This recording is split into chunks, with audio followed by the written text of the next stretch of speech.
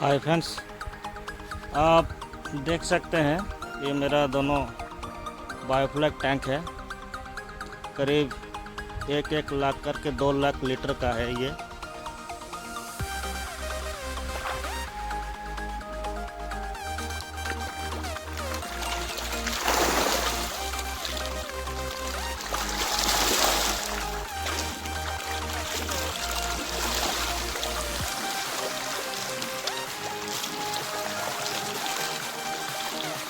करीब इसमें अभी पैंगेशियस मछली 4000 पीस अभी स्टॉक हैं। करीब 300 ग्राम से 400 ग्राम होंगे, देख सकते हैं आप।